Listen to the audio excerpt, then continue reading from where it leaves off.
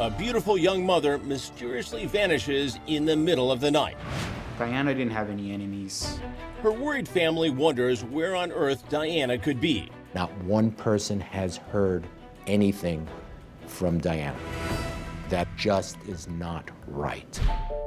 And then an anonymous phone call pierces the family's heart. The tip came in of the fact that Diana Rojas's remains were buried somewhere in the desert. Now, police in Long Beach, California are no longer looking for Diana Rojas. They're searching for her body. This went from a missing persons report to an active homicide investigation. 27-year-old Diana Rojas had a big heart and an even bigger family, with 11 doting sisters and brothers. She was always one to want to help and care. But her mom, Bertha, says the light of Diana's life was her 2-year-old daughter, Mercedes.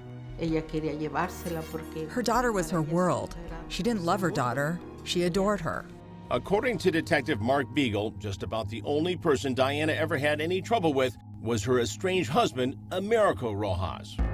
Americo and Diana were going through a very, very volatile divorce.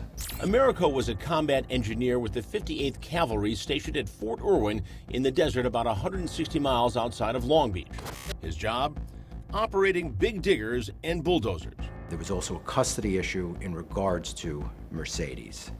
The courts at that time had given Americo Rojas custody every other weekend when he was away on leave.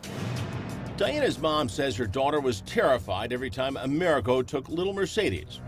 When she gave her to him, she would always get nervous. She got tense, sad. So Diana decided to fight for full custody. She even took a job at a local church to help pay for mounting legal bills. Diana Rojas was in no means a wealthy person. She worked to afford to hire a private attorney to go to court once a month, twice a month, to show the judge that she wanted full custody. The church where Diana worked also doubled as a women's shelter. She often helped battered mothers. Diana's co-workers say she lived in constant fear of her husband. Many of the staff from time to time that worked here would actually hear him on the phone when he called her from time to time, screaming and yelling and threatening to hurt her.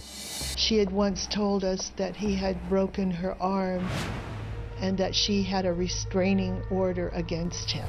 Crime Watch Daily has obtained that restraining order that's never been revealed to the public before. In it, Diana makes these chilling allegations, claiming Americo assaulted her, stalked her, and at one point stating he grabbed my arm and forced me to himself against my will. He said, "Hug me and kiss me." I told him, "Leave me alone.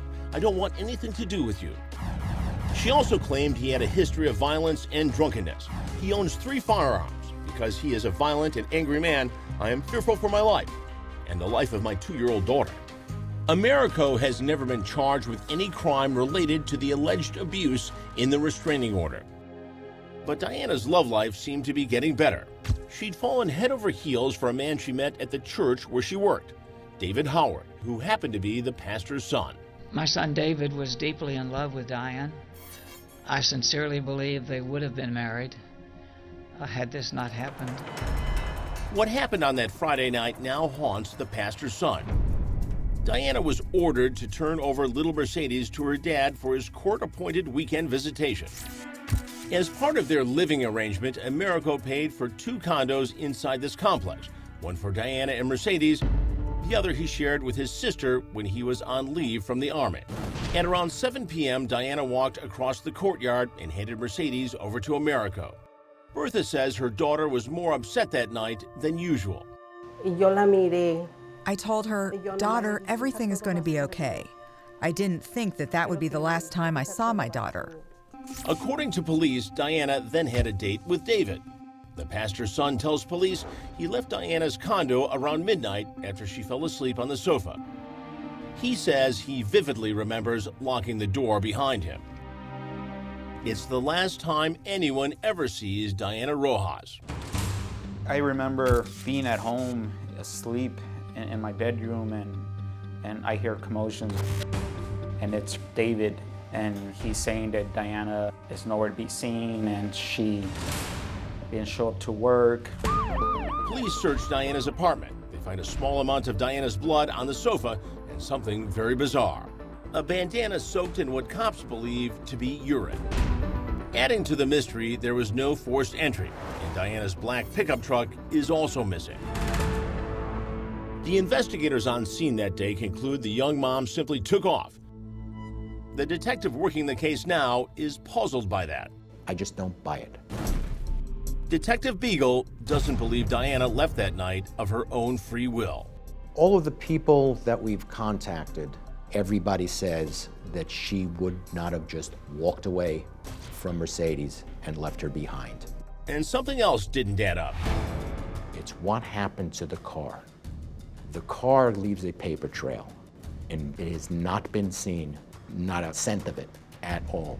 That strikes me as odd. So Long Beach detectives question everyone.